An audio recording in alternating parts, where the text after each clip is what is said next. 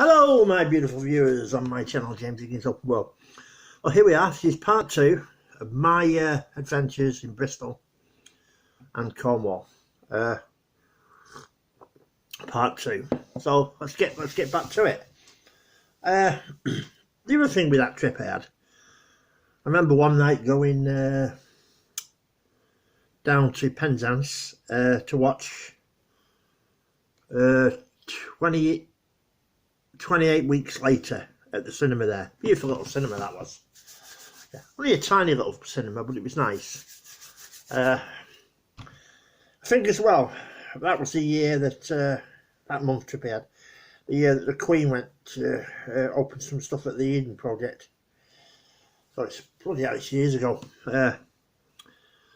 Just one second. I was coming up to me 40, so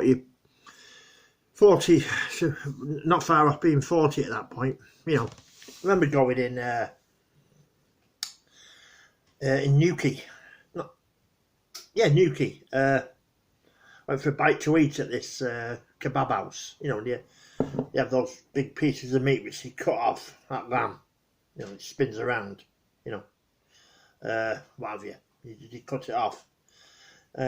Saying to a guy, what I said one night there, we were staying in Newquay there as well. That must have been that bit before I went down to Hale. Well, I remember this particular bit's quite interesting. I said to him, I said, "What's it like when you reach 40?" He said, "Well," he said it's you do get you do have a bit of what's the word I'm looking for? He said you do get a bit silly after, because you know,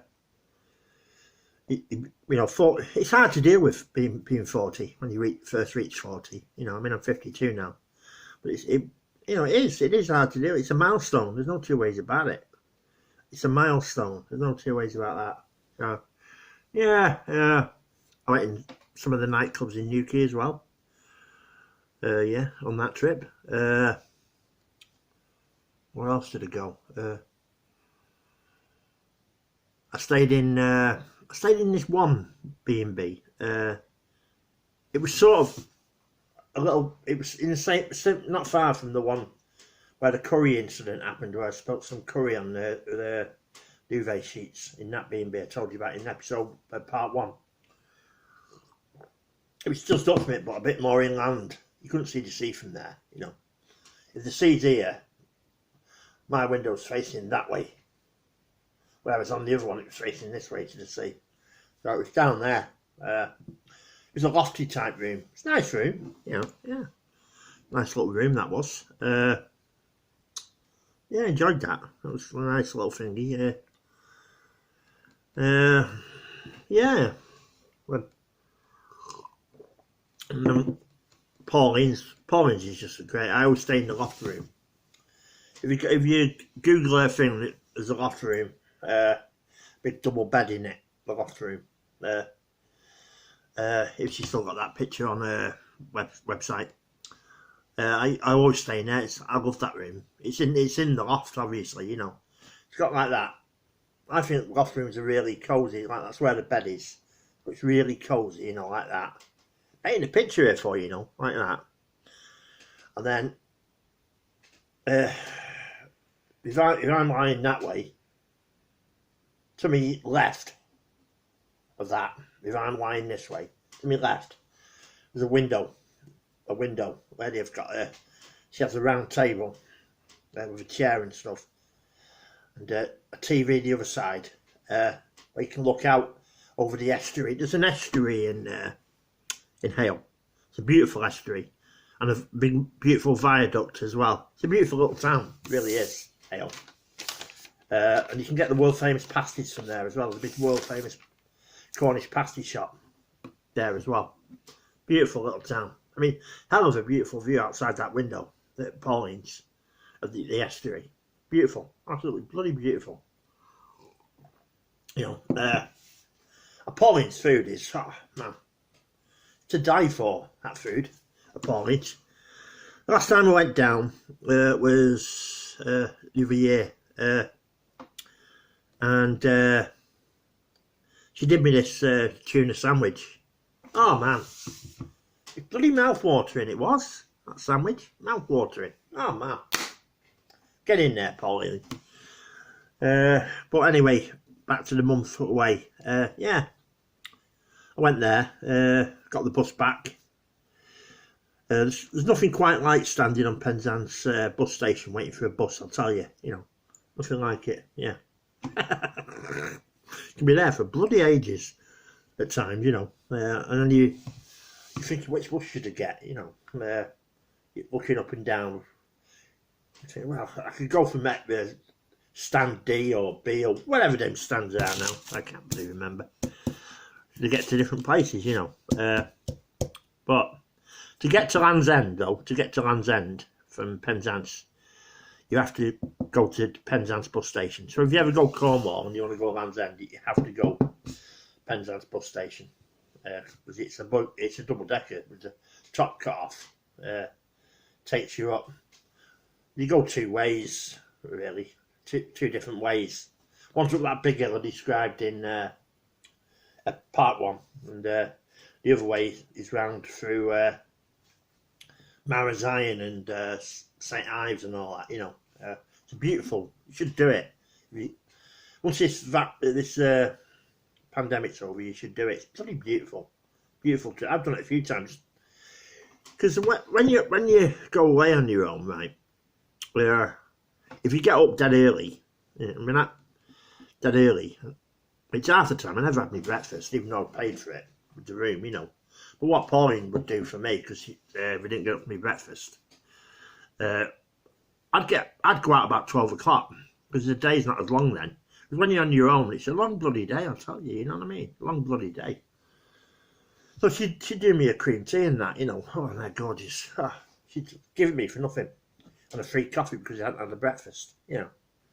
She's like that. She's got a heart of gold, Pauline. She's a beautiful woman. And, yeah, so I'd go out about 12, get the bus, make a day of it, really, you know. I'd come back about, say, what time did you usually come back? 5, 6, 7 o'clock, you know. Yeah. Oh, yeah, on that trip as well, I went to the Isles of Scilly on a day trip. Little tip for you, right? Little tip. If you go Cornwall, right? If you go Cornwall, and there's a paper called The Cornishman. At the time, they had half-price tickets in there, so it's always worth looking in the local paper for half-price tickets to the Isles of Scilly. You know what I mean? It's great, bloody great. Yeah. And if you go to the Isles of Scilly for the day, it takes 2.5 hours on the Salonian from Penzance to get there. You're on St Mary's for 4 or 5 hours, and it's another 2.5 hours back. But it's a beautiful trip. So, oh, beautiful. England's only subtropical environment is what the Isles of Scilly is. Biggest island, St Mary's, is there. So at 2 points from up miles by 1 1/4. Beautiful, bloody beautiful islands. I stayed there 3 days one trip. Yeah, 3 days stayed there. Flew over on the helicopter from Penzance. The heli is not there anymore. I did hear a rumour that they're on about bringing it back, but I don't know. I think they built a Sainsbury's on it. I'm not quite sure, but it's not there anymore. I was just lucky. It was 98 quid return on the helicopter. It was 20 minutes from Penzance to the Isles of Scilly. Stayed on there 3 days, went on all the islands. Oh, beautiful. You're out at sea there, and beautiful, bloody beautiful. You can see right to the bottom. Golden beaches. Could be in the bloody Caribbean or something, you know. But yeah, beautiful, beautiful, beautiful. But getting back to this month away, I used to have to do my own washing. And when I'm at the St Ives Bay Holiday Park bit, they have this big place where you can do all your washing. You charge you. It's not that dear, you know. I think it was for the dryer. I think it was 20p for so many minutes or something like that. You spend about £1 to do your washing event, something like that. You know. What else is at St Ives Bay Holiday Park? Well, they've got this bar, sort of in the middle, the thingy, where they have free entertainment 7 days a week. But if you've been twice, like I did that year, and I stayed at Pauline's, you know, then it's the same entertainment. So it's the first week was okay because it's different entertainment for the first 7 days.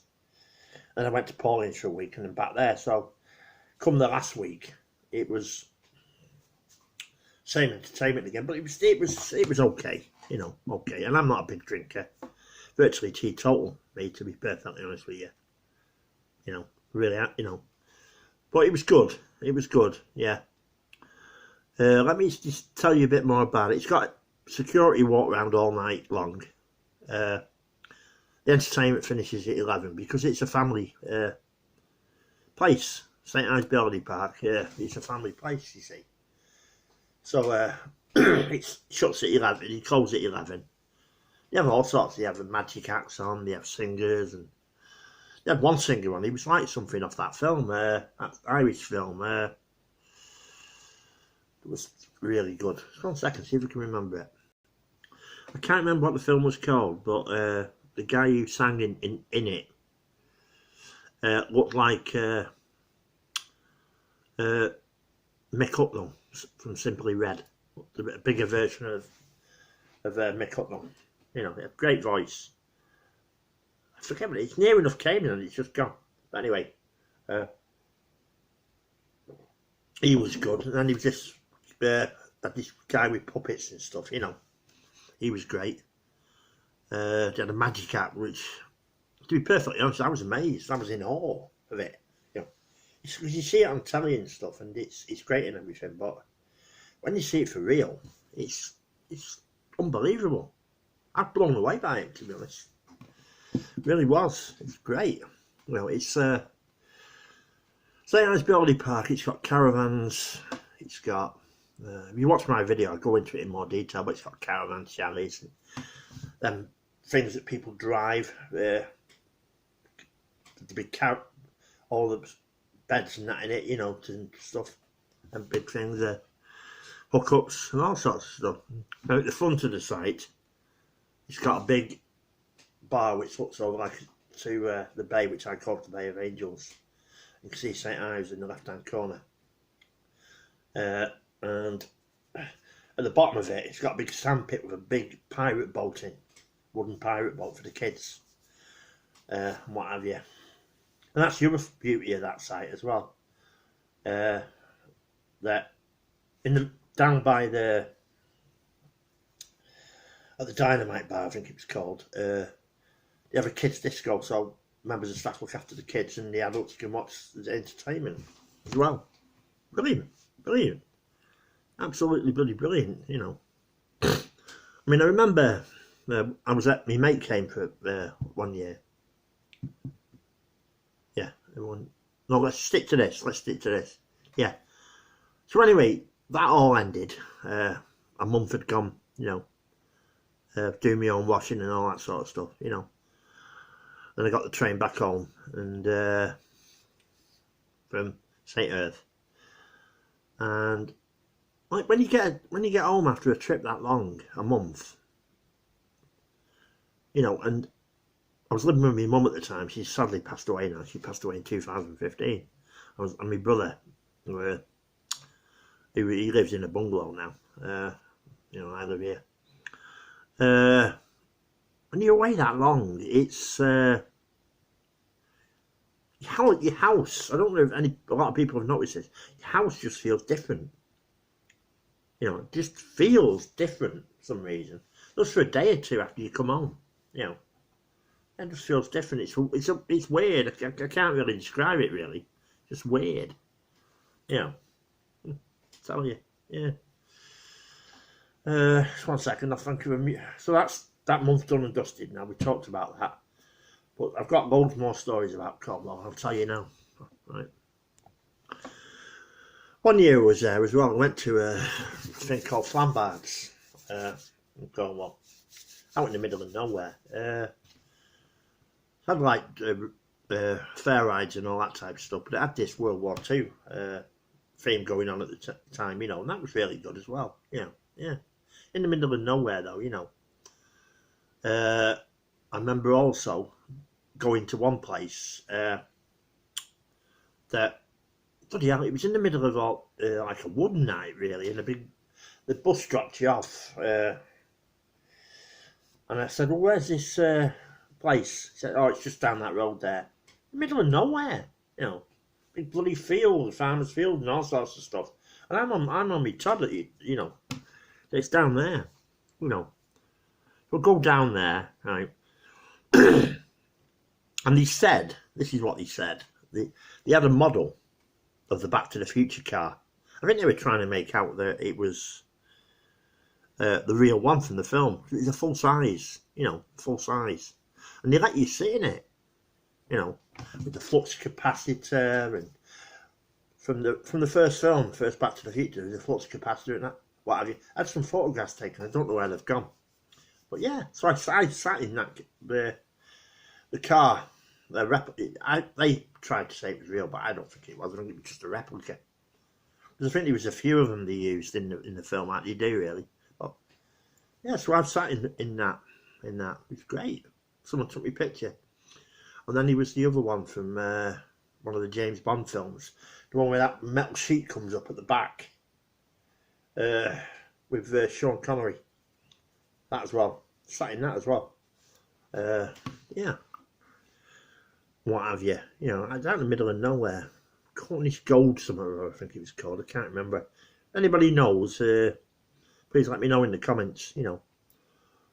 What else? Just 1 second.